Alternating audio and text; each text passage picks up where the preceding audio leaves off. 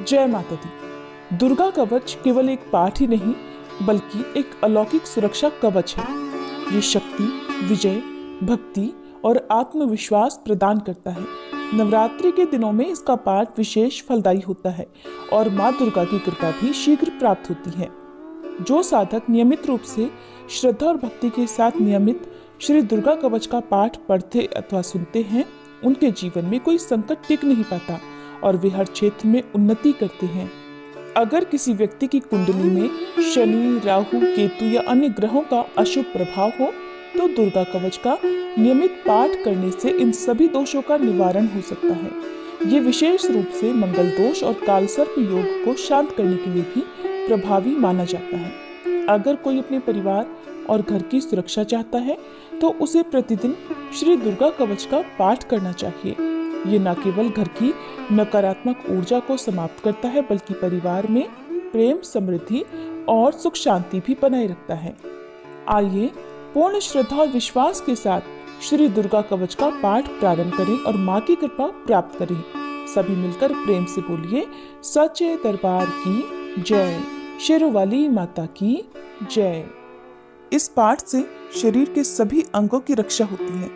ये पाठ महामारी से बचाव की शक्ति देता है। यह पाठ संपूर्ण आरोग्य का शुभ वरदान देता है और यह कवच पाठ अत्यंत गोपनीय पाठ है, इसलिए इसे पूरी पवित्रता से किया जाना चाहिए। 18 महापुराणों में से एक मार्कंडेय पुराण के अंदर देवी कवच के श्लोक अंतर्भूत हैं और ये अद्भुत दुर्गा सप्तशती का हिस्सा है। देवी कवच को भगवान ब्रह्मा जी ने ऋषि मार्कंडेय को सुनाया था।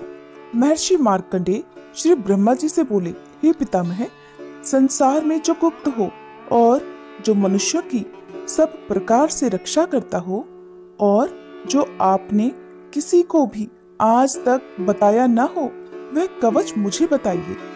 श्री ब्रह्मा जी कहने लगे, अत्यंत गुप्त और सब प्राणियों की रक्षा करने वाला, सबकी भलाई करने वाला कवच मुझसे सुनो। प्रथम शैलपुत्री, दूसरी ब्रह्मचारिणी, तीसरी चंद्रघंटा, चौथी कुष्मांडा, पांचवी स्कंद माता, छठी कात्यायनी, सातवीं कालरात्रि, आठवीं महागौरी और नौवीं सिद्धिदात्री। ये देवी की 9 मूर्तियां हैं। ये नव दुर्गा कहलाती हैं। आग में जलता हुआ, रण में शत्रु से घिरा हुआ, विषम संकट में फंसा हुआ मनुष्य अगर देवी दुर्गा के नामों का स्मरण करे तो उसको कभी भी हानि नहीं हो सकती। रण में उसके लिए कुछ भी आपत्ति नहीं होती और न उसे किसी प्रकार का कोई दुख या डर ही होता है।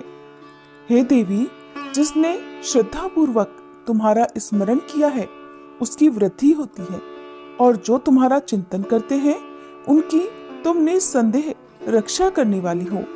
चामुंडा प्रेत पर, वाराही भैंसे पर, रौद्री हाथी पर, वैष्णवी गरुड़ पर अपना आसन जमाती हैं। माहेश्वरी बैल पर, कौमारी मोर पर और हाथ में कमल लिए हुए विष्णु प्रिया लक्ष्मी जी कमल के आसन पर विराजती हैं।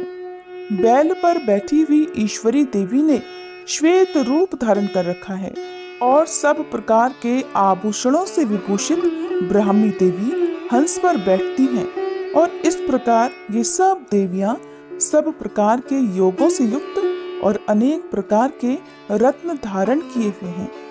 भक्तों की रक्षा के लिए संपूर्ण देवियां रथ में बैठी और क्रोध में भरी हुई दिखाई देती हैं तथा चक्र, गदा, शक्ति, हल, मूसल, खेटक और तोमर, परशु तथा पाश, भाला और त्रिशूल और उत्तम शारंग आदि शस्त्रों को दैत्यों के नाश के लिए और भक्तों की रक्षा करने के लिए, देवताओं के कल्याण के लिए धारण किए हुए हैं। हे महारौद्रे, अत्यंत घोर पराक्रम, महान बल और महान उत्साह वाली देवी, आपको मैं नमस्कार करता हूँ। हे देवी, आपका दर्शन दुर्लभ है और आप शत्रुओं के भय को बढ़ाने वाली हैं। हे जगदम्बिके, मेरी रक्षा करो। पूर्व दिशा में ऐन्द्री शक्ति मेरी रक्षा करे, अग्निकोण में अग्नि शक्ति, दक्षिण दिशा में वाराही देवी और नैऋत्य कोण में खड्गधारिणी देवी मेरी रक्षा करें। पश्चिम दिशा में वारुणी, वायु कोण में मृगवाहिनी, उत्तर दिशा में कौमारी और ईशान कोण में शूलधारिणी देवी मेरी रक्षा करें। ब्रह्माणी ऊपर की ओर से मेरी रक्षा करें और वैष्णवी देवी नीचे की ओर मेरी रक्षा करें। और इसी प्रकार शव पर बैठी चामुंडा देवी दसों दिशाओं में मेरी रक्षा करे। जया देवी आगे, विजया पीछे की ओर, अजिता बाईं ओर, अपराजिता दाहिनी ओर मेरी रक्षा करे। उद्योतिनी देवी शिखा की रक्षा करे तथा उमा मेरे मस्तक पर विराजमान होकर मेरी रक्षा करे। इसी प्रकार ललाट की मालाधरी देवी रक्षा करे और यशस्विनी देवी मेरी भौहों की रक्षा करे। भौहों के मध्य भाग में त्रिनेत्रा, नथुनों की यमघंटा देवी रक्षा करे। नेत्रों के मध्य में शंखिनी देवी और द्वारवासिनी देवी कानों की रक्षा करे। कपोलों की कालिका देवी और कानों के मूल भाग की भगवती शांकरी रक्षा करे। सुगंधा नासिका में और चर्चिका ऊपर के ओंठ में, अमृतकला नीचे के ओंठ की सरस्वती देवी जीभ की रक्षा करे। कुमारी देवी दांतों की और चंडिका कंठ प्रदेश की रक्षा करे। चित्रघंटा गले की घाटी की और महामाया तालू की रक्षा करे। कामाक्षी देवी थोड़ी की और सर्वमंगला मेरी वाणी की रक्षा करे। भद्रकाली गर्दन की और धनुर्धरी पीठ के मेरुदंड की रक्षा करे। कंठ के बाहरी भाग की नीलग्रीवा और कंठ की नली की नलकूबरी रक्षा करे। दोनों कंधों की खड्गिनी और वज्रधारिणी मेरी दोनों बाहों की रक्षा करे। दोनों हाथों की दंडनी और उंगलियों की रक्षा अंबिका देवी करें। शूलेश्वरी देवी संपूर्ण नखों की, कुलेश्वरी देवी मेरी कुक्षी की रक्षा करे।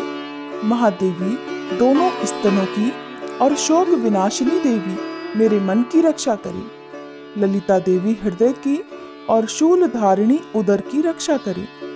कामिनी देवी नाभि की, गुह्येश्वरी गुह्य भाग की, पूतना और कामिका लिंग की और महिषवाहिनी गुदा की रक्षा करे। संपूर्ण कामनाओं को पूर्ण करने वाली महाबला देवी दोनों जंघाओं की रक्षा करे। विंध्यावासिनी दोनों घुटनों की और तेजसी देवी दोनों पांवों के पृष्ठभाग की, श्रीधरी पांवों की उंगलियों की, तलवासिनी तालुओं की, दृष्टा कराली देवी नखों की, ऊर्ध्व केशिनी केशों की, बागेश्वरी वाणी की रक्षा करे। रोमावलियों के छिद्रों की कौबेरी और त्वचा की बागेश्वरी देवी रक्षा करे। पार्वती देवी रक्त, मज्जा, वसा, मांस, हड्डी की रक्षा करे। आंतों की काल रात्रि देवी, पित्त की मुकुटेश्वरी देवी, पद्मावती कमल कोश की चूड़ामणि कफ की रक्षा करे। ज्वालामुखी नसों के जल की रक्षा करे। अभेद्या देवी शरीर के सब जोड़ों की रक्षा करे। ब्रह्माणी मेरे वीर की, छत्रेश्वरी देवी छाया की और धर्मधारिणी देवी मेरे अहंकार, मन और बुद्धि की रक्षा करे। प्राण, अपान, व्यान, उदान और समान की वज्रहस्ता देवी रक्षा करे। कल्याण शोभना मेरे प्राणों की रक्षा करे। रस, रूप, गंध, शब्द और स्पर्श इन विषयों का अनुभव करते समय योगिनी देवी मेरी रक्षा करे तथा सत्वगुण, रजोगुण और तमोगुण की रक्षा नारायणी देवी करे।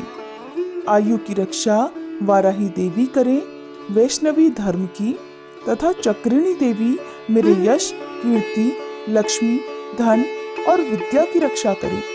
इंद्राणी मेरे शरीर की रक्षा करी और हे चंडिके आप मेरे पशुओं की रक्षा करिए। महालक्ष्मी मेरे पुत्रों की रक्षा करे और भैरवी मेरी पत्नी की रक्षा करे। राजा के दरबार में महालक्ष्मी तथा सब ओर व्याप्त रहने वाली विजया देवी चारों ओर से मेरी रक्षा करे।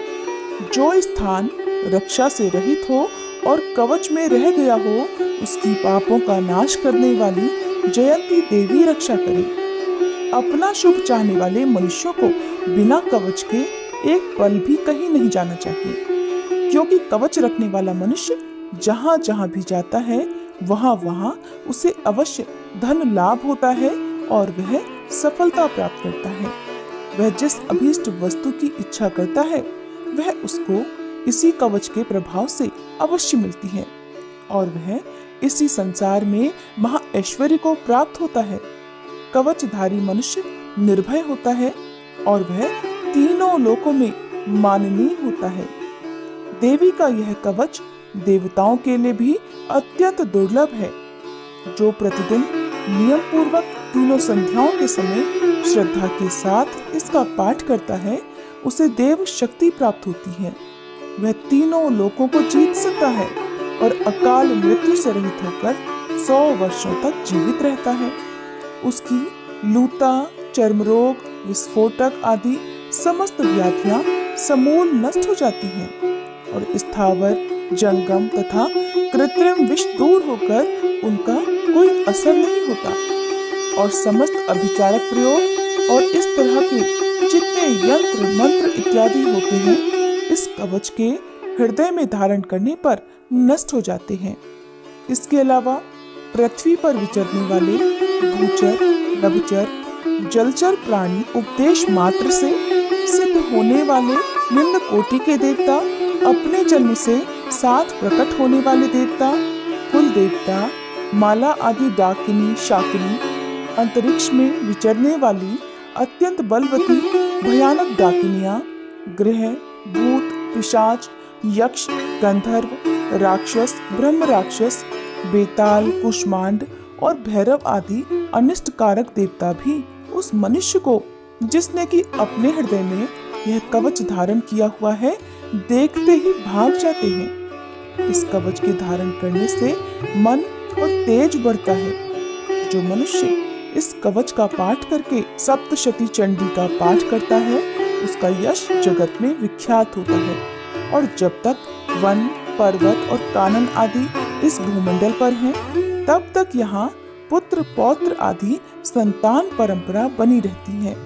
फिर देहांत होने पर ऐसा मनुष्य परम पद को प्राप्त होता है जो देवताओं के लिए भी दुर्लभ है और अंत में सुंदर रूप उधारण करके भगवान शंकर के साथ आनंद करता हुआ परम मोक्ष को प्राप्त होता है। श्री दुर्गा कवच पाठ समाप्त। प्रेम से बोलिए दुर्गे मात की जय, नव दुर्गाओं की जय।